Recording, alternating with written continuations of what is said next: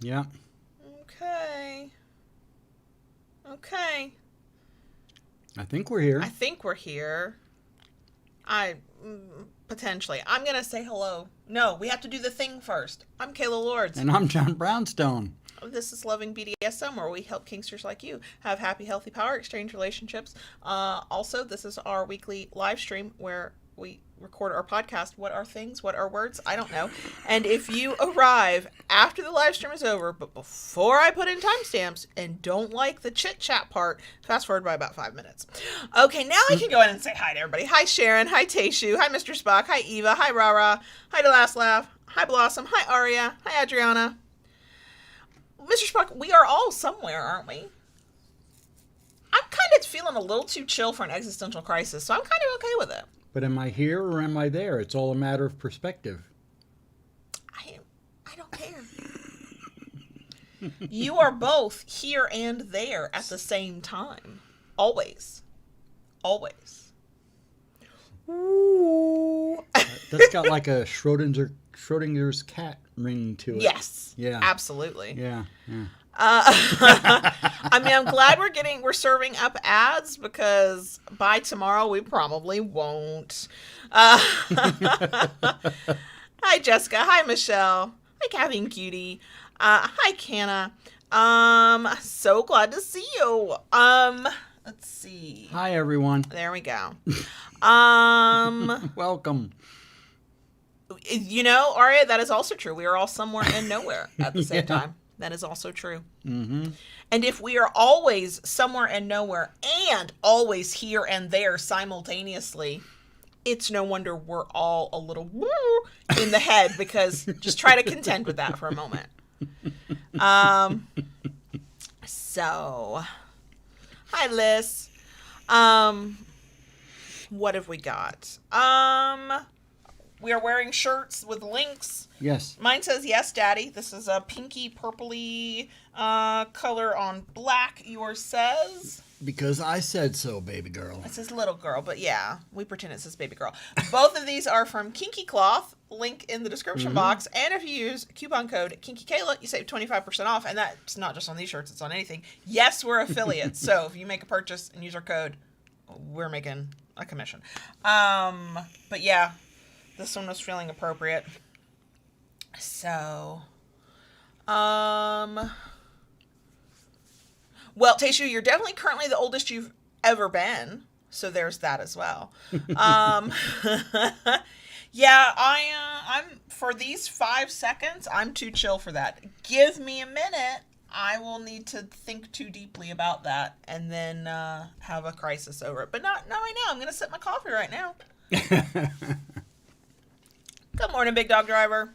We managed to be so organized. Not only did we film an extremely long video today, oh my god, Yeah. I don't know how much I'm going to be able to edit out because it all felt important. I don't know. We'll see. I'll get creative. And have lunch. Yeah. I almost never get to eat lunch before we stream. No, that's true for you. I yeah. usually eat something after, and then I grab whatever, and it's usually crap, and I feel awful and also not awful at the same time. So, well,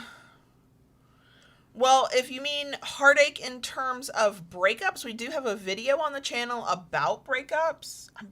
Have we done a podcast episode, just an audio only on breakups? I can't remember. I'm pretty sure. Thought we did. It might have been more along the lines of self-care.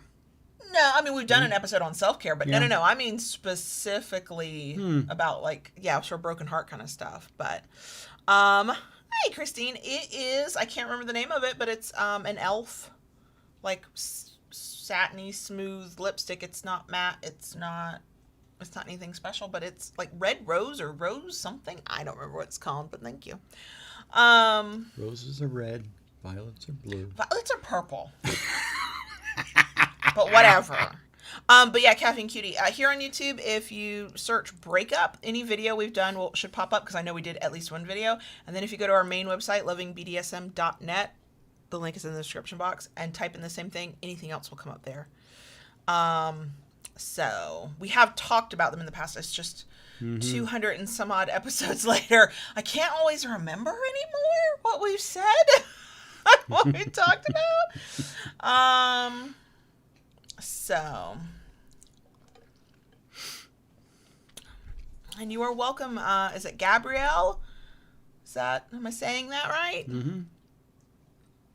Yeah, Delas left. I have not made any more purchases from Kinky Cloth in a while because I love their shirts too. And I'm always like, it's a little bit more than I want to spend right now. So, I totally feel you. Hey, Tomcat. Okay, it is straight up noon.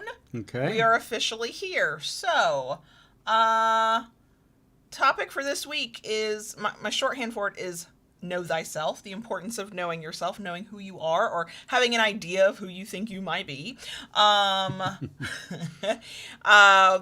This whole episode is sort of we're doing this episode so that we can then, in my mind, justify why we do a whole series of videos here on YouTube in the future. We'll talk about that more later, I'm sure.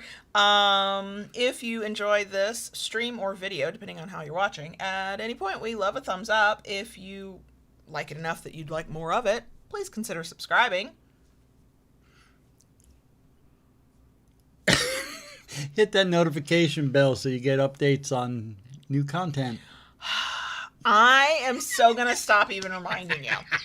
We can skip that part. I'm fine with it. We are a house divided. I do not hit the notification bell for any channel.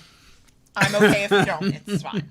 I don't judge you. And then, of course, as always, as it ever was, if you want more extra goodie content you can't get anywhere else, you can join us on Patreon.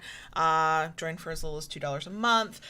When you do, you help support this weird thing we do on the internet. The link is in the description box, but it's also patreon.com/Kayla Lords. Okay. I do have other announcements, but that's for the whole group, so you can click your magic button, and we can bring in podcast listeners.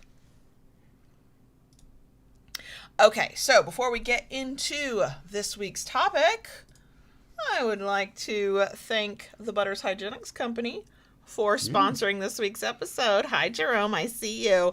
So there have been some really cool, exciting changes over at the Butters recently that are completely consumer focused. Okay, so first of all, if you're new, we love the Butters because we love their lube. It's an oil-based lube, so watch out for latex condoms, but for almost everything else, it's fucking amazing. We love our lube. I also love their skincare, body care stuff. You like the beard care. Mm-hmm. We're fans. If you use code Kayla, you save 15% off. I actually had to mentally check myself. Is that my code? Yes, Kayla. 15% off. But here are some changes that have occurred since, I think, last week's episode. Shipping for U.S. orders is now included in the price. You don't pay any extra for shipping at all. Did the prices go up a little bit across the board to compensate for that? Yes, but as somebody who has sometimes paid $6 for shipping on an order at one website and sometimes paid $15 for an order on another, like it's a hassle. You don't have to worry about that. International shipping is now also available, has been available for a couple of weeks, but he was able to do free international shipping for an order of $90 or more. So yeah, if you don't want to spend that much money, shipping might be what it is, but just saying, if you want to stock up on some butter stuff, do it once, get some free shipping. Isn't that nice? So that's like all new stuff that's been happening. And every time I see another tweet by the Butters Twitter account, I'm like, what? This is amazing. I also need to place my own damn order because there's some things I want to get. So yeah, the Butters Hygienics Company sponsored the episode. Code is Kayla. The website is getthebutters.com, or you can use the link located in all of the places. We love Jerome. We love their lube. I smell like a lemongrass and green tea, and I'm here for it right now because I have the perfume. I have the lotion. OMG. So, thank you for sponsoring our episode this week to the Butters Hygienics Company. Okay, so now that we've done that, we can get into this week's episode. And I called it like the importance of knowing yourself, or why you need to know yourself, and I keep thinking of it as know thyself. And this comes in like a lot of different ways. So this is one of those massive topics that we're going to try to distill into an hour to an hour and a half max. Let's see what happens here. part of the reason I wanted to do this is, one, I thought about how you and I spend a lot of time thinking in different ways, thinking about who we are, both as individuals and as kinksters. Like, we joke all the time about our astrological sign, which, yes, there are people out there who are like, oh God, astrological signs, and they roll their eyes, and that's cool. That's fine.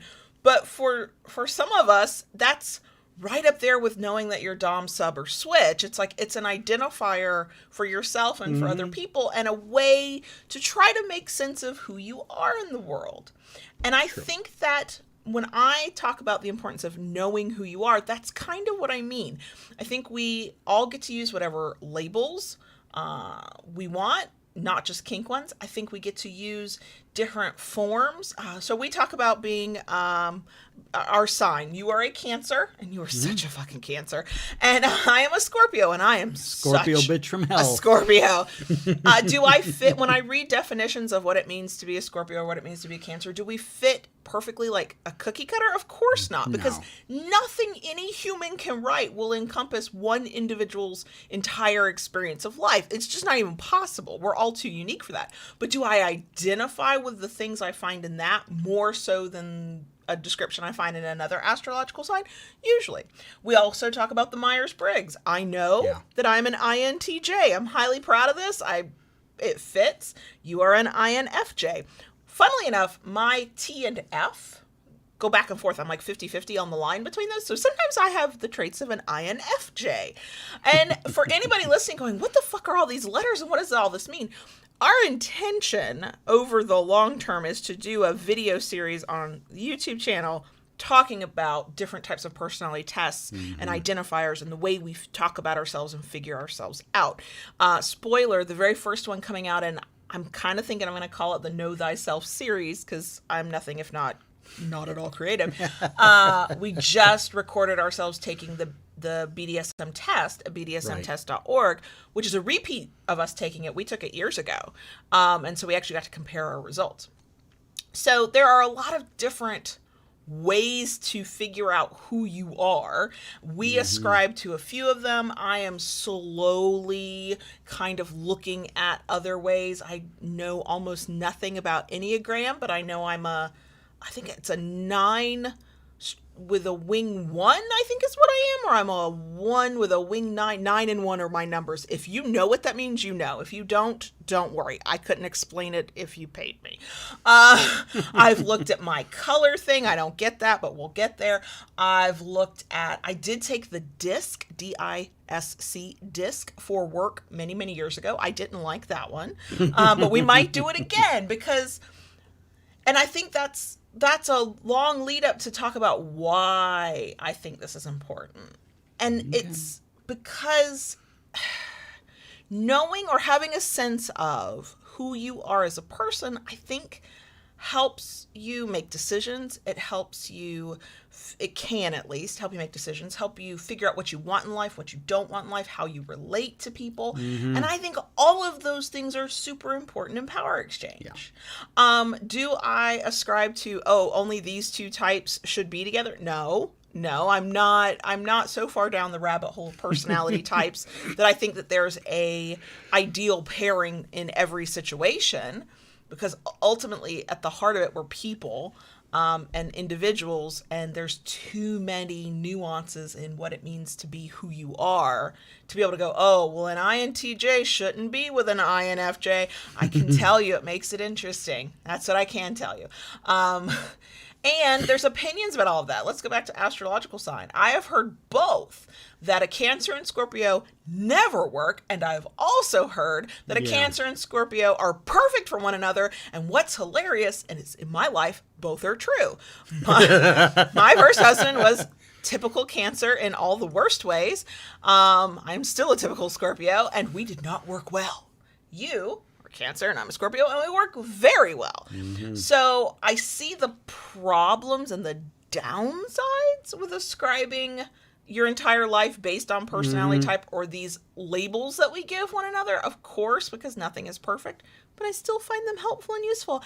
And that is what what I want us to talk about. Now, with all of that rambling that I did you have any thoughts before we get started into my little bit of notes, which I think I've technically covered everything in my notes, so maybe we should just have a conversation. Okay, we're done. No.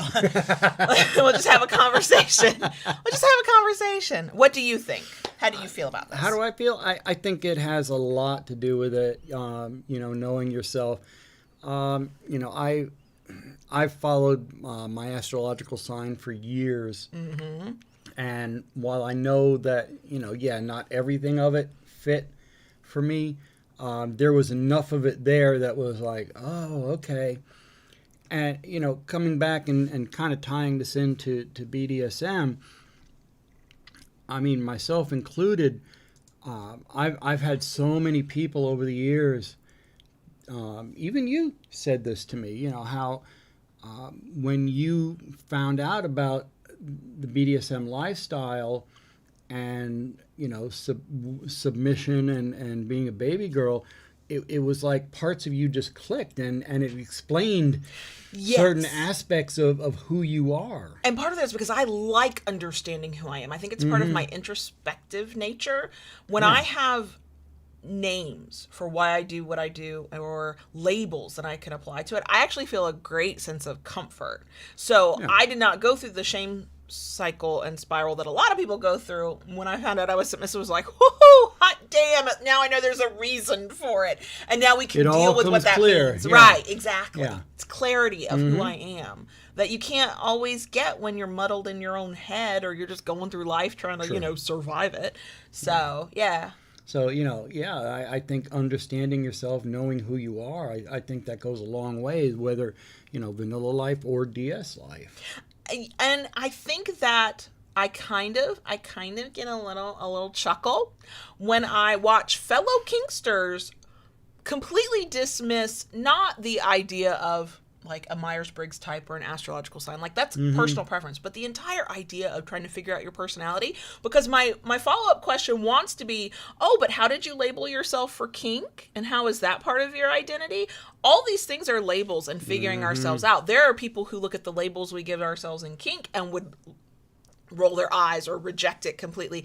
But, so it's a little bit like everything we're doing in Power Exchange to explain who we are as a kinkster, to me, is not that much different than me trying to figure out who I am as a Scorpio, try to figure out what the hell an Enneagram type is, or what any of those other things. It's about self-understanding. It's about knowledge that you have of yourself that helps you move through the world.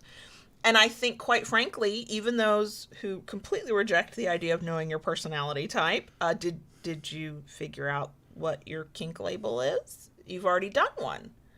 I don't think being a dominant is a personality type, because completely, for some people it is. Being a dominant is their personality. But it's also a set of actions. It's a way of living. It's a way of moving through the world. It's the role you take on in a relationship or an interaction. Whereas I do not move through the world as a Scorpio, not on purpose anyway. It just kind of happens that way. I don't walk up to, there's no meeting I go to where I go, hi, I'm a Scorpio, and then that determines how people will treat me. Now, if that exists, one, I would not be surprised. Two, I'd be fascinated. Somebody tell me. But that is the difference I see between personality type kind of stuff and identifying your role in Power Exchange. But I do see a lot of similarities there. Have you ever thought that one label or personality type or whatever was you and then rejected it later? And at the same time, have you ever had one, I know one, so I hope you remember it too, rejected a label or a type, a way of thinking of yourself, and then gone, oh, wait, no, maybe I'm wrong? Have you ever, either way? Yes, and definitely, definitely one that I rejected and ended up embracing. Yes, we talk about it a lot. Not just accepting. So, being a daddy dom. Yeah, you rejected that completely. You told me that you thought I was a daddy dom, and I pretty much laughed in your face. You totally laughed. We were riding in the car going down the road, and I'm like, I have a question. And you, I mean, like I had told the funniest joke you'd ever heard in your life. Yeah. It was like that disbelief belly laugh. Right? Oh, how the mighty have fallen. Yeah. But now, have you ever taken on a label or a type or defined yourself in some way that you then rejected later and went, no, that doesn't fit anymore? I can't think of anything offhand right off the top of my head, but I've noticed something. I mean, I'm not the only one this has happened to. I mean, I am not the same person I was in my 20s. I'm not the same person I was in my 30s. You know, and what I am now will probably not be what I will be in 5 or 10 years. Mm-hmm. But it's just something to me that is an integral part of life. That who you are changes and evolves, just like your journey in DS changes and evolves. Mm-hmm. Okay, you may embrace a certain part of it, and that particular piece is something that remains with you through your entire life as in your DS journey, and other things that you pick up and you practice for a while and then I don't want to do that anymore. Right. And I guess the question becomes, and this is highly individual, I cannot answer it, I can barely answer it for myself, can't answer it for anybody else, is the things that you pick up and put down and the changes that you make, are they conscious decisions that you knowingly make, or are they things that just sort of happen to you? And then the real question is, does that change how you see yourself? So back in the day, when I was like, ooh, look, submissive is a thing I can call myself and that feels right and I make sense now, I embraced that immediately. Baby girl took a lot longer, like a lot longer to accept, because I had preconceived notions of what that meant. And I do think that in terms of understanding who we are, what we think a label or a type means can absolutely get in the way of deciding if we want to embrace it or not, or sort of claim a label for ourselves. And there's no right or wrong answer. I could have, quote, been a baby girl all along and gone, I'm still not comfortable with that label. Yeah. And that's valid. But because of the way I am wired and the way I think, it was important for me to get at the root of why I felt such resistance to that. And it was weird because the thing that kind of made me go, okay, was a little bit of taking one of those BDSM tests and answering those questions, and the results spitting back at me that, no, you got some tendencies here. This is you. And then weirdly, again, because of how I'm wired, that felt validating. I was like, this isn't me trying to explain myself. This is a highly imperfect, flawed system taking the answers I'm giving and assessing who I am. And in that case, I actually found it was easier to accept that at that point, because it wasn't me deciding. It was somebody else saying it. But I think that is an important part of the whole journey for self-knowledge and knowing who you are and what that means is, coming to grips with the things that make us uncomfortable and why they make us uncomfortable. I also hear a lot, one of the main detractors, not people, but words are hard today. One of the main criticisms of different personality tests is that, one, you can game the system, and of course you can. Yeah. It doesn't take much, that's fine. But two, that even if you're not gaming the system, you might get different results at different times. So to keep this within Power Exchange, spoiler for our next video, we retook our BDSM test, and certain things were absolutely the same, and certain things were not. Yeah. And I'm kind of glad we ended the video sooner rather than later, because I was about to have a crisis of, it's not ranking me at a certain place for a certain label. Why? Why not? What about me is not coming across to this flawed, complete lack of nuance tool that it can't read me as this label? And outside of being able to game these things and give it the answers it wants to get the results you want, like, let's just admit that that's a thing that can happen. Having changing results because you just answered honestly and you got a different result this time, to me does not mean that the idea of personality tests or these kinds of quizzes or whatever, surveys, are automatically wrong or bad. I think it points to how we as people change. Like you just said, we change. You're different now than you were 20 or 30 years ago. I mean, God, I hope so. The biggest thing that I can say, prior to you, the two submissives I was with prior to you, it was both high protocol. All right. High protocol with even a smattering of gore put in there. And when we first met, we're like, okay, we're going to have the same type of thing.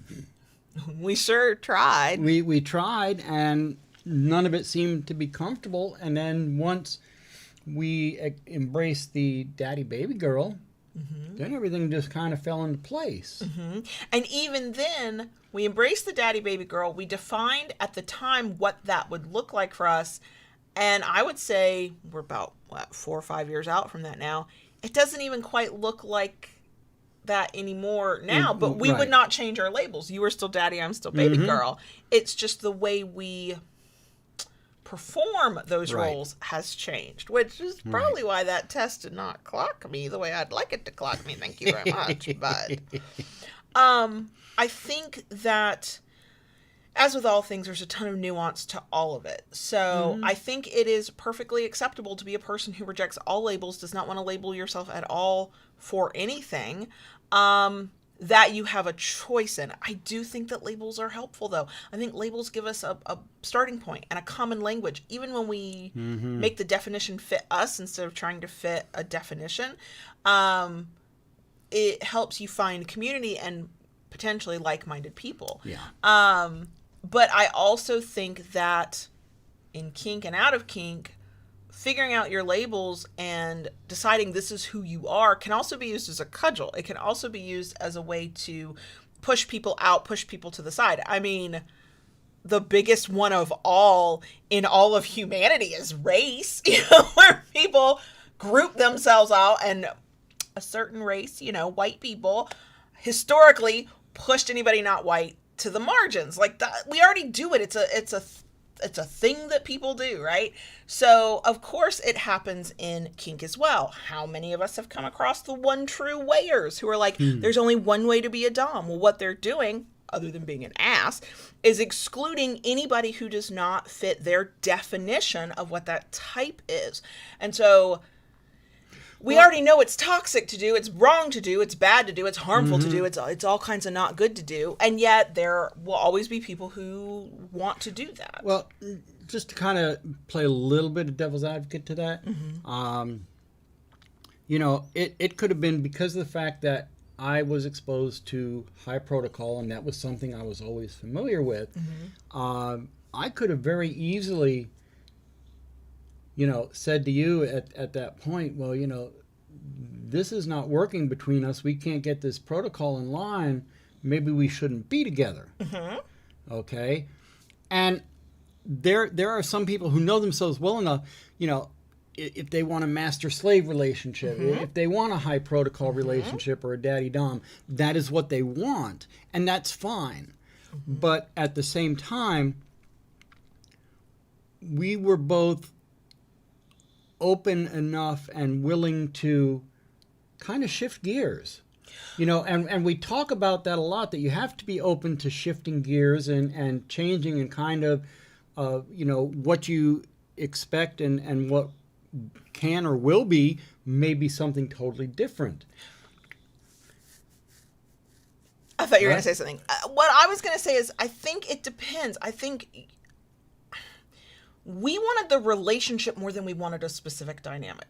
I think it is valid to go, I want owner-slave. I want caregiver little. I want high protocol.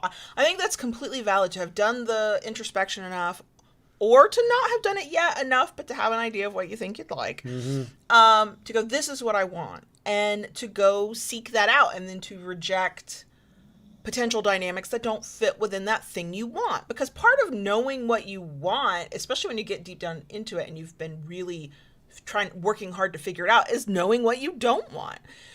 I think, again, it can't be so binary for everybody, but all the time, because then you end up missing out on opportunities. For us, what we wanted was a power dynamic and to be together. So we were willing to be fluid with what that looked like, as long as it fit and met both our needs. And that was an outcome of knowing ourselves, not just as individuals, but who we are together. And that's why talking about this is such a complicated thing, because what you and I discover for ourselves and the parameters we use to decide who we are and what we want, it's going to be different for everybody else. Right. And so I think that while you and I were not interested in, it has to be this dynamic, it has to be this way, I have to have these titles, because that wouldn't have worked for us, and we wouldn't be together now if it had. For somebody else, because they've done the internal work that they need to do at whatever level to figure out who they are and what matters to them, they could go, I have to have this, I have to have that. And then that is completely valid as well, because that works for them. The time I would caution people to look at, is that the right way to be, our way or the other end of that sort of spectrum, is if you're constantly getting bad results, you're constantly in relationships you're not happy with, you're constantly rejecting people that otherwise you're like, these are great people, but I have this very specific set of rules.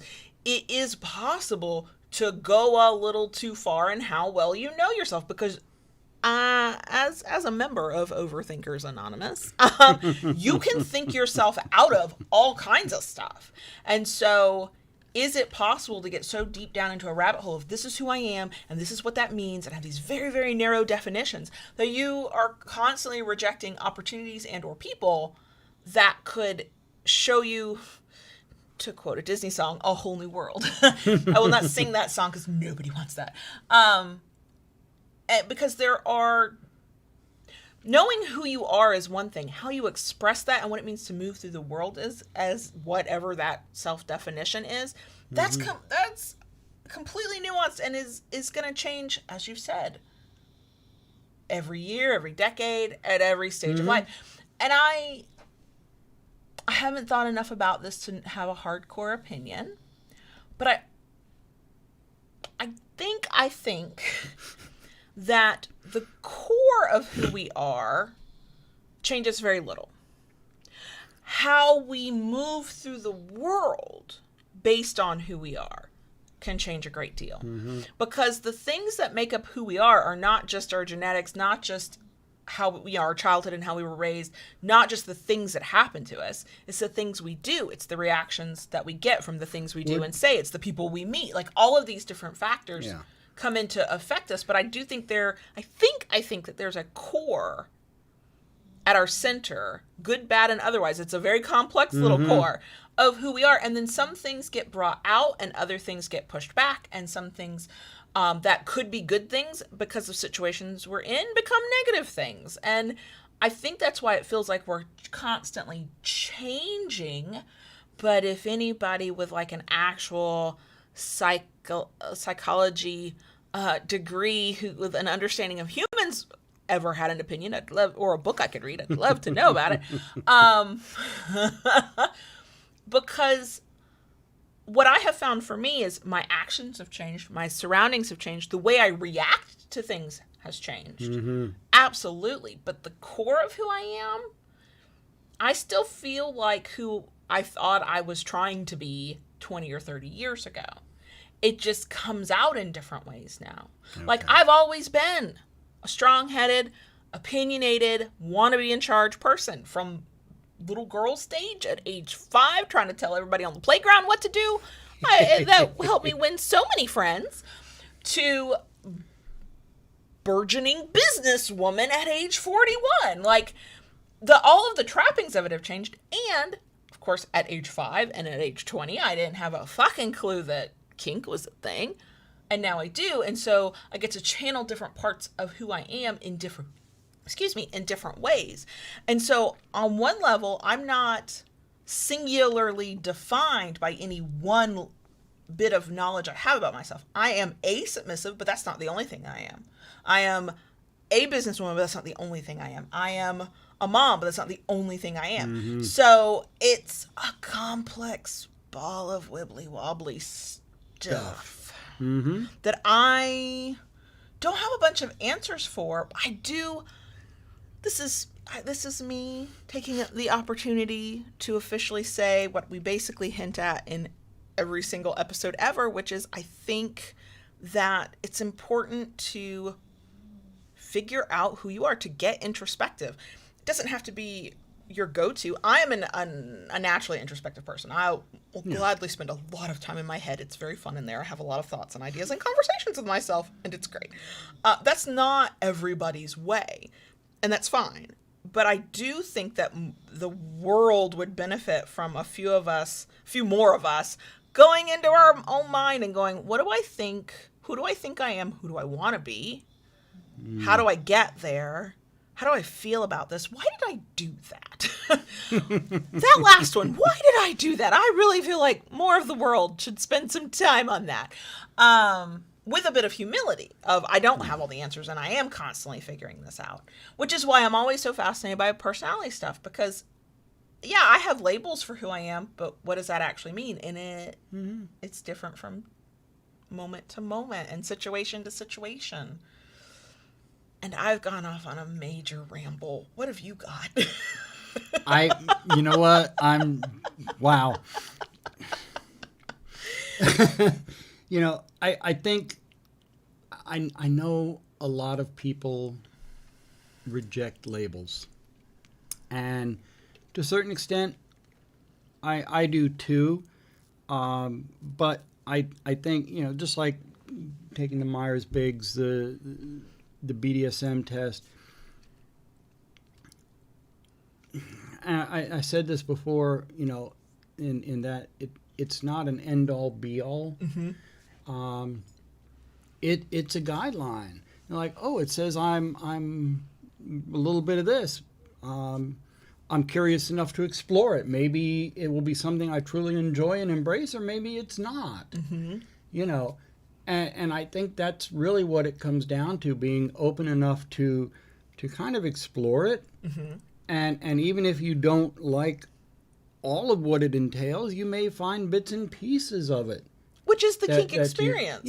None of us like every single solitary thing of any one label or activity. Right. There might be some people out there who hear bondage and love every single solitary thing related to bondage. That is a thing that can happen. But that same person might be like, but impact play, I only like this one specific thing. Right? And we get to have that choice. We get to have those layers of complexity. Mm-hmm. And we ought to, quite frankly. And because how many times I've done this before. How many times have we, in a kink context, said, I only like this one specific sliver of activity out of this label. Am I allowed to use that label? And that's the question people ask themselves. I only like this very specific instance of pain under these very specific parameters. Can I call myself a masochist? There is no high council of BDSM, no matter what people on the internet would like you to think. If that label feels good to you to use, then use it. Okay, you don't have to seek permission. If you call yourself a masochist, then here's the problem with, and we've done entire episodes on labels. This is not really meant to be a label thing, because I think this translates to all the different ways we can define ourselves and understand ourselves. When we use a word with somebody else about who I am, I'm an introvert. That's another one, introvert versus extrovert, which is a little bit part of the Myers-Briggs, but it's its own thing too. I'm an introvert. When I say that to somebody and they too are an introvert, most of the time they're going to apply their own definition to what I mean, because they know what it means for them. That is, I think, human nature. We all do that. When somebody tells me they're a daddy dom, my mind goes to you because in my mind, you are my current working definition of what a daddy dom is, which then means it can be a little surprising when that daddy dom does things that you would never do and that I would not like. And I'm like, what? I have matured enough over time to not be thrown by that anymore, to now I've taught myself, my immediate thought is, okay, well, what do you mean by that? But that's where there ends up being conflict with what does it mean? And I know who I am, but what are the words I can use? Or I use the same word you use, but we don't define it the same way. And I would go back to how you navigate that is the same skills that help you navigate a power exchange. Fucking communicate. If somebody tells you, I mean, this to me would work in the vanilla world. Somebody tells you, oh, I'm a total introvert. You can easily go, oh, me too. What does that mean for you? What does that look like for you? Right? And you've not made a single assumption, and you've just gained some more information and probably made that person stop and think, oh, wait, it could look different for you than it does for me. Oh, well, let's have this conversation.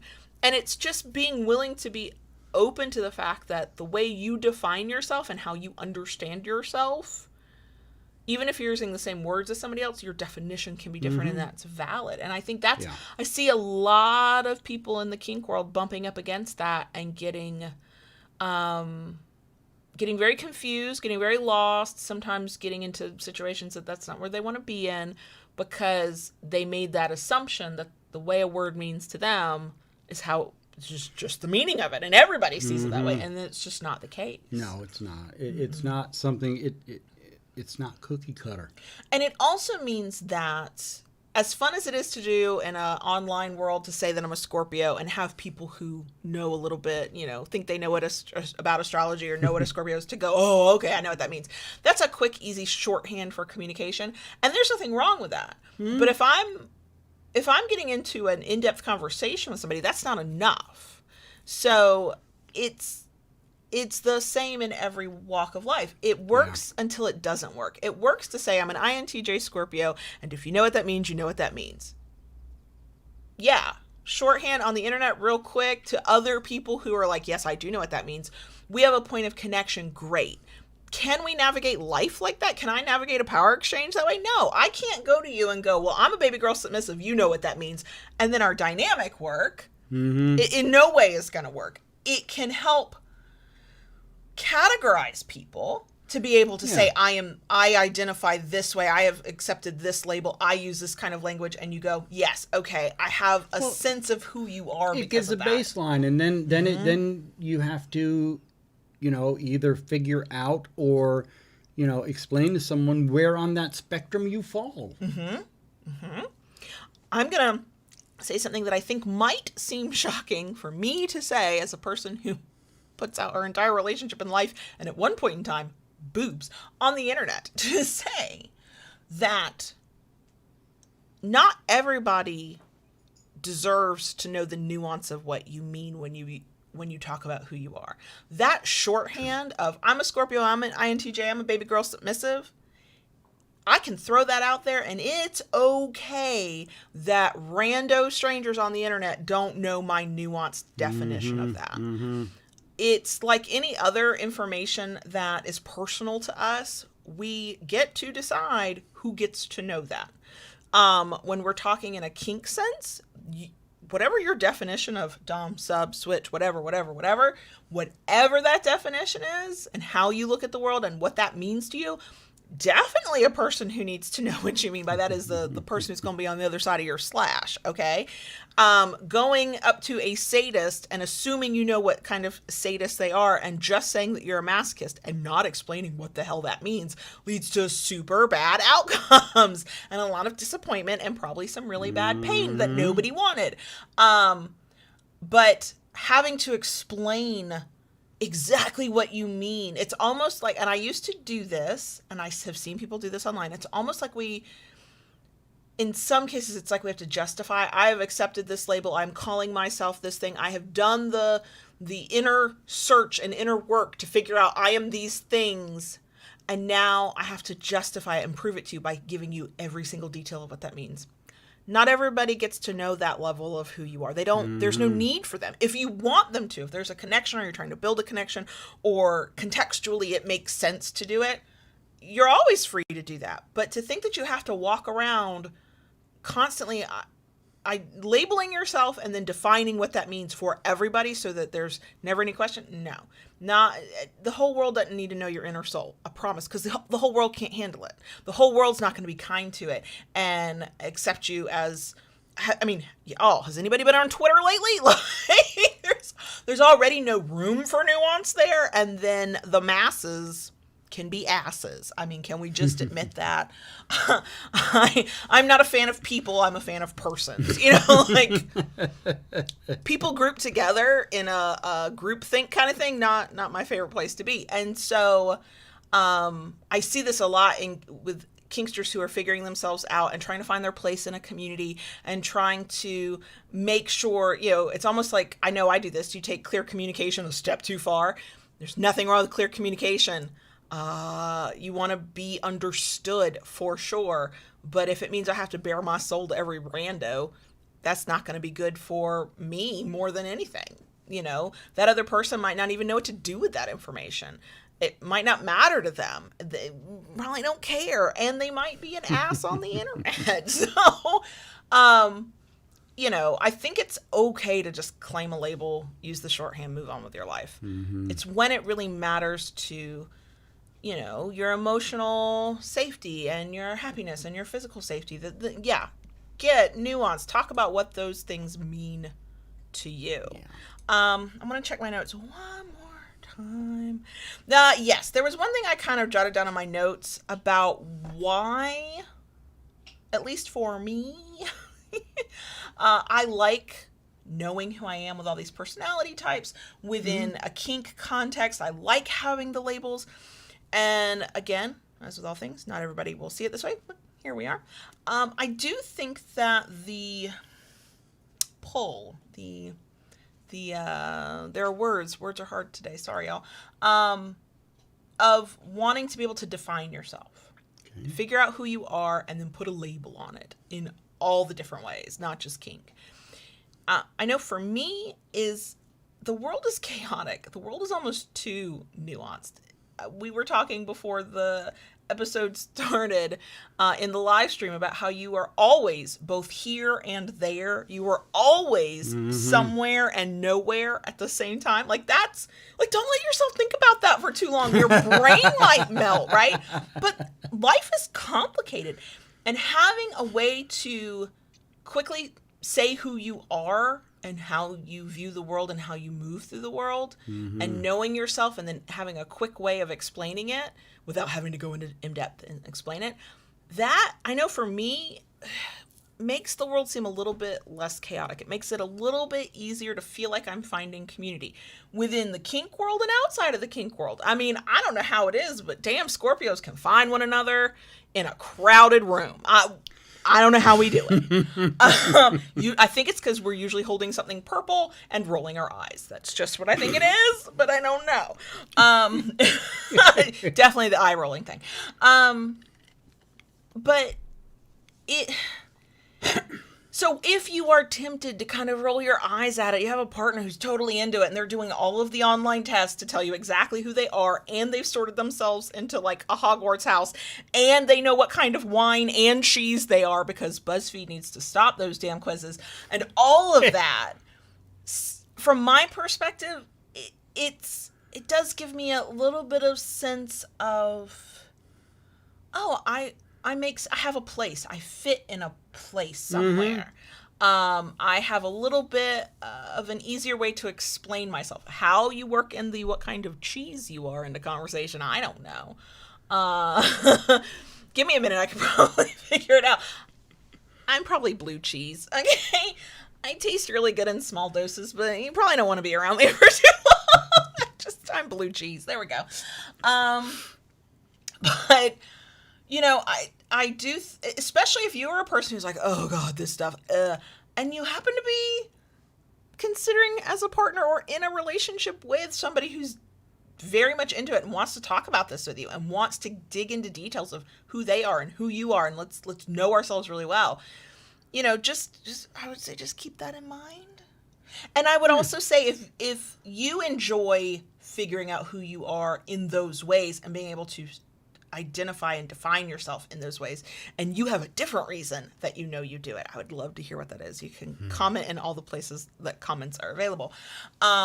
This is a massive topic. We are it's not going to be a video series where every single week we're talking about it. We're going to like throw them into the mix of our YouTube videos. Intersperse. Right. But we are going to dig into different personality tests and quizzes and stuff like that as a way to talk about who we are within this context. Because I find that so fascinating, and you do too. Oh, yeah? I do too, yeah. Yeah. So this conversation is going to keep coming up, but I really wanted to like talk about why we think it's important to have an idea of who you are, to if you are interested in doing it, to do the work of knowing who you are. Do you have to take 85 internet quizzes to know who you are? No. No. I have learned a lot about myself just sitting silently with my thoughts, or journaling, or just going through shit. And then when I was at a good place mentally to look back on that shit, going, what was good about that? What would I never do again? What did I learn? Like, you can do that kind of work and never have to put a label on it and never have to take an internet quiz. But I find internet quizzes fun. So, I could ramble. Y'all know me. But I'm going to stop rambling on this one, because there will be a whole bunch of videos that come out in the future where I'm rambling about it again. So let's not beat a dead horse. Yeah. Poor horse. Anyway, okay, so we are going to be done with this. We are going to have a bonus section. Did I think of an emoji of the week? No, so I'll have to do that when we start the bonus section. So we are we're gonna be done.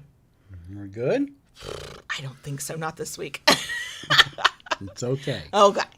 All right, ready? Keep it kinky, y'all, and we'll see you next week.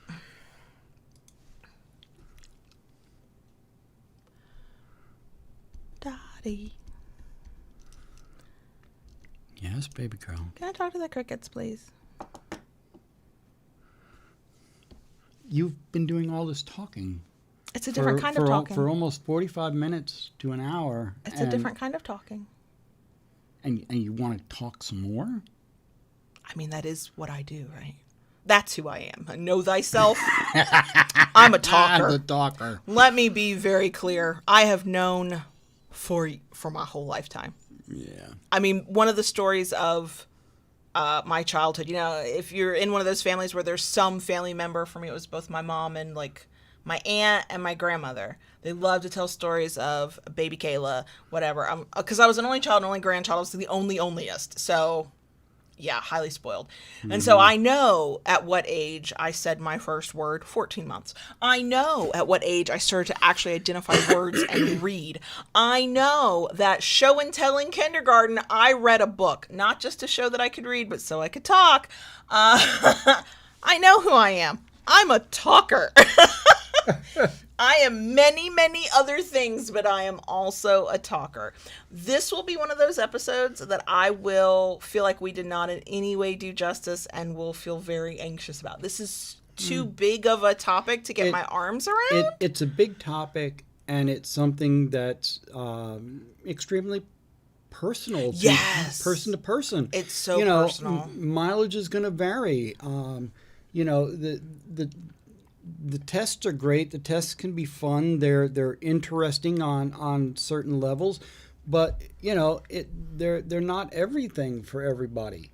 No, and sometimes you go with the tool that you can find, and if that's what you find, that's where you start. But you don't have to. Like with us, we complement each other in many ways because you're a talker, I'm not. Yeah, which is hilarious to do both videos. I know, right? Yeah.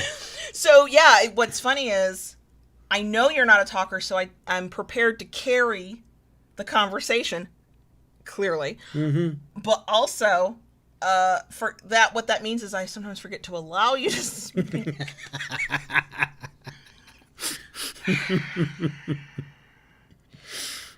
No, I know. Yeah. I know. Yeah, it's a big, honkin', complicated topic. And the thing is as with all things, there's no way we can touch on every single bit of it that is important to everybody.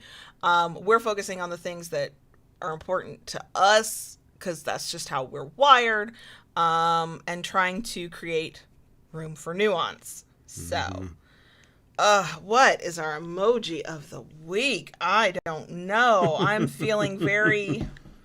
I don't know. I'm feeling away right now. And I know this is kind of past the thing, but I'm going to throw it in there. You know, a lot of people are talking about, you know, whether they're introvert, extrovert. I consider myself to be an ambivert. Remind me, because it's both. It's a little of both. Right. It's a combination of both. You know, I am quite happy to sit at home quietly. But when I get that hair up my ass, you know, I want to head out and be around people. Yeah. Yeah, I know. Oh my God, you're like a puppy being let out into the yard. If you're new here, no, I'm not like that. It is difficult.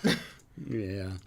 But, you know, then I want, you know, after being out and about, I want to come home and just shut out the world. Yeah. I'm a very hardcore introvert and have become more so during the plague. I've had some rough moments where it's like I just want to browse in a store. I just kind of want to be out in the world. But it's not that I want to be out in the world on my own terms, quietly in my head, just doing my own thing, left the fuck alone. And now I struggle to make myself go out, which is not healthy either. Our emoji of the week is technically face with monocle. I always think of it as the thinking face. I use it sarcastically sometimes, but I'm going to redefine it for this week as our emoji of the week to the monocle. He's thinking about himself or themselves. I don't know. Did I just gender an emoji? Jesus, I'm sorry, y'all. That emoji has no known gender. Yeah. The emoji with the monocle, I like that one. I use it very sarcastically. Or is it the monocled emoji? That's not how the YouTube said it. Oh, yeah. Okay. So, but, what have we got for, bonus section stuff? Well, I started a new little project this week, something I talked about a while back. Yes. And I'm finally getting around to it. I have started making the shelves to catify the house. And if you're not sure what the hell catify is, it is... basically what I'm doing is I'm going to, in 2 rooms in the house, I'm going to put stepped shelves up the wall so the cats can climb. Yes, and maybe stop scratching the fuck out of both the walls and our doors. No, we'll have to get other things for that. Yeah. Yeah. I have plans to do some cat scratching posts as well. We talked about that. But for right now, I've started on the shelves. I bought some, I'm just doing some simple pine. Bought some lengths of wood, 7.5 inches wide. Cut it to length the other day. Softened the edges, routed the edges so they're round. And I put first coat of finish. You're not even telling them the best part about your catifying project. I know. There's only one detail that really matters here. I haven't got there yet. I know. So I've got the first coat of finish on. And we had gone to Joann's last weekend because I wanted some kind of fabric to go over the top so, you know, it's soft on their feet. So we're looking around, and I saw some things that kind of stuck out to me. but they just didn't hit. And then you found Of course, that I fabric, and it's like all different cats. It's cat themed. It's cat themed fabric. Yes. It's a cross between almost an upholstery fabric, almost a drapery fabric. Yeah. And since you're putting it over cheap wood, if it gets scratched up, we're not that worried about it. Mm-hmm. But it's super soft, and it's gray, and there's cats all over it. And I was like, well, Yep. and it was on clearance. And I was like, well, of course you have to get this fabric. Right. But of course, Right. we don't know shit. Me as the wannabe quilter, we don't know shit about fabric. So we take this remnant bolt up to the desk at Joann's, and she's like, well, how much do you want? And I understood we needed to say in yards, please Yeah. cut off, blah, blah, blah, piece. And I'm like, well, and I didn't know, I didn't have the visual in my head like you did of what this project Yeah, was. So I'm like, yeah. minimum you're going to want a yard if what I'm understanding is correct. And so I look over because I'm desperate to go look at my own fabric, but I promised to help you pick out this fabric first. And I could see going with her over there going, well, one shelf will be about yay big and another shelf will be about yay big. And she's like, what are you doing with this fabric? And then in front of a total stranger, we said, we're catifying our house. And I said, and we watch too much YouTube. That is really what this is. And we settled on a yard and a half with the justification that that's probably more than enough, actually. But if it's not enough, gray is an easy color to match. Right, so right, it's fine. right. We could coordinate later. But yeah, that was a moment of two people who didn't know what the hell they were talking about. And she was a very patient She was. lady. I give her that. She looked at I give us her that. funky. Oh, so we did that, and you've been working on that. How far are you out from having that done? I just put the second coat of finish on one side. Probably about another hour I'll be able to flip it over and do the second coat, and that'll be it for the finish. I ordered the brackets that I'm going to use to mount them on the wall. Those will be here Saturday. So will they be up on Saturday? Hope so. That'd be nice. Or at least by Sunday anyway. That means you're gonna make me do housework, aren't you? Yeah. Well, no, probably won't be Saturday. We have our... Oh, we got all kinds of stuff. I We haven't got even all told you kinds some of of the stuff stuff I've going got on on Saturday. yeah.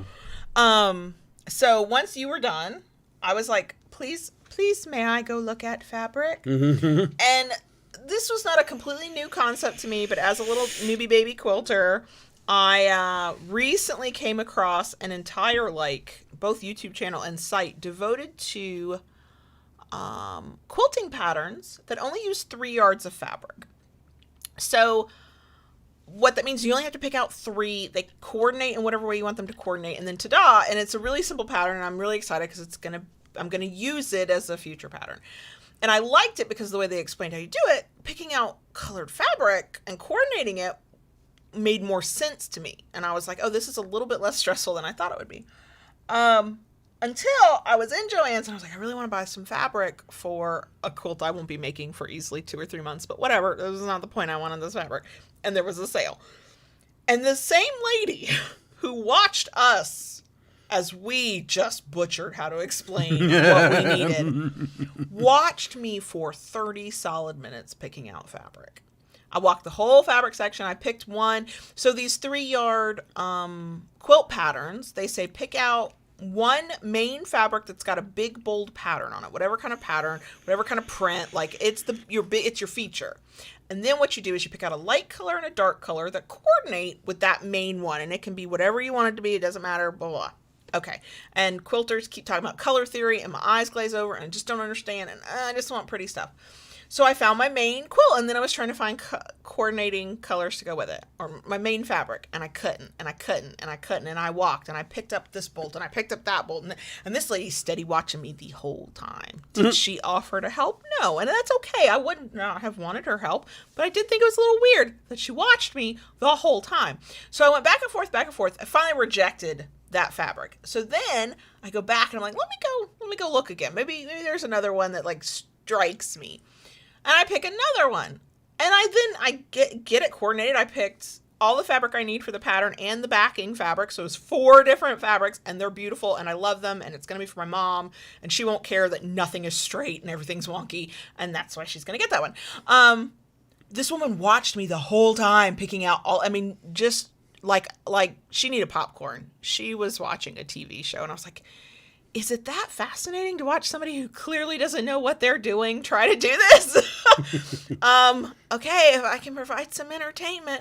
I think she was more shocked when I came up to the desk and was like, I know exactly how much yardage I need. Thank you. Because she did look over at you like, are you sure you know how much you need? But I both learned how difficult it is to decide on fabric and pick coordinating fabrics, and also loved it and want to go to our actual local quilt shop where I know, because I've been in it, they have so many more fabrics that are so much more beautiful, but we haven't gotten out there yet. No.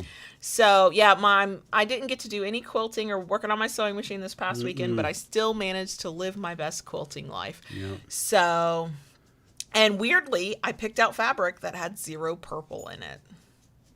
I did that because it's for my mom. My mom she doesn't dislike purple, but that's not one of her favorite colors. One of her favorite colors is pink. And I was like, I got this.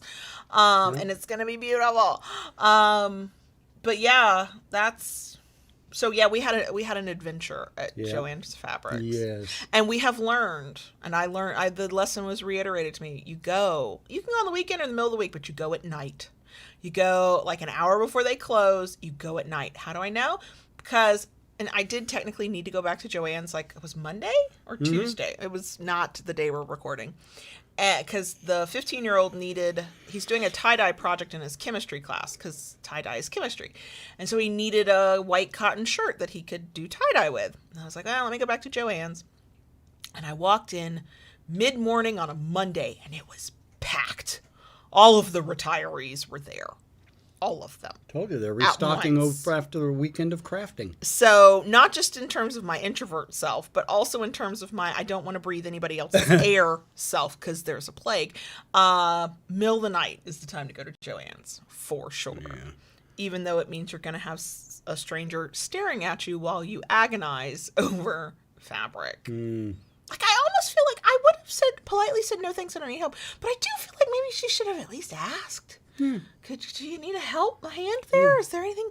Can I help you with anything? Like, she came over to the shelves I was looking at bolts at and straightened them. Like, across from me, I was like, hi. As I stood there and looked at, like, 3 different shades. At one point, I was looking at the shades of, like, teal. And it was 3 distinct shades. And I kept bringing the bolt and holding it next to one. And then next to another. And then next to another. And I was like, why does this feel harder to do than, like, my college thesis paper that we had to write as our senior project? Like, why is this the more difficult thing to do? So, but, so yeah, that's been our big thing. Lola update, she's amazing. She's got a vet appointment on Friday, day that this goes out as a podcast, just a checkup, nothing major. Ella and Onyx are still hissing and batting at one another. Not as much, though. Well, at least once a day. Yeah. You hear the fight cat sound. Oh, God. And then it's over and they don't do it again. It's almost like they got to, like, get it out of their systems and then they're fine. So they're great. Everybody's great. I think that's it. Yeah. I mean, Onyx is doing good. She actually is venturing out of her space a little more. Kayla found her on top of the refrigerator yesterday. I found her when she jumped off and scared the shit out of me. Yeah. That's how I found her. And I when she told me that, I was just kind of nodded and was like, yeah, that would seem about right for her. She's on the highest spot in the house. And she has a pretty good view of who is where. Sure. So that's pretty much the spot for her. But also, Ella is now spending time on Onyx's cat tree. Yeah. So she probably thinks the only space she has left is the top of the refrigerator. Right. I know. It was fine at first because Ella actually was actively leaving sections of the cat tree alone that Onyx had clearly been all over. Like, there's one scratching post that it just looks like fluff now because that's where Onyx scratches. And she wasn't sitting on the top of the cat tree, which is where Onyx likes to lay. It's where she sleeps. She was like at the next level down, and she was picking a different scratching post. And I was like, okay, great. This should mean they can share this. This is a good sign to see, because eventually I'd like the cat tree to not be in our bedroom. But this morning, was it today? Today. Walked in this and morning. Ella's on top. Ella's in Onyx's spot. Yeah. I don't know how Onyx is going to handle it. Onyx goes into deep hiding for a few hours every day. Hides way in the back corner of our bedroom closet so nobody can see her. And then Ella gets run of our bedroom when that happens. And that's... I don't know what's going to happen when Onyx comes out of hiding. It's... I mean, she didn't hiss at me, but she batted at me the other day right after I'd been petting Ella, and I tried to pet her. Traitor. Yeah. Traitor? Yeah. But Onyx has been sleeping with me at night. When we go to bed, I'll wake up and she'll be snuggled up alongside my stomach. Now, this morning I was kind of asleep, and I was facing towards you, kind of spooning you, and I rolled over and got a face full of cat. Onyx was... I didn't even feel her. She is so stinking stealthy. She comes and goes. You don't even know it. And apparently she was on my pillow. I rolled over and poof, face full of cat. Well, she officially woke me up by headbutting me and aggressively making me pet her, which is fine. I don't mind. I want her to love me. She does not understand how much alike we are. Like, we should be besties. We just should be. Yeah. But so yeah, the fur babies are wonderful. Yeah. The real children are fine. They're good. They're 15 and 11 in the middle of a plague at a time in their Right. life when they think the worst thing that ever has to happen to them is that they have to go to school. And quite frankly, some of the stories the 15-year-old brings home about some of his teachers, I mean, we didn't have to, I guess, but we gave the child permission. He pointed out something his teacher said that was definitely offensive. Yeah. And he said, Mom, what I wanted to say was, what the fuck? What are you doing, dude? And he said, but, I didn't know what would happen if I did that. I said, look, if you hear something truly offensive come from an adult geared towards any type of student or any specific student, you take that referral to the office with fucking pride. You're not getting in trouble with me. I said, you feel free to defend and call out and question bullshit you hear, even from a teacher. And he went, really? I said, don't tell me they said something offensive just so you can get away with cussing them out.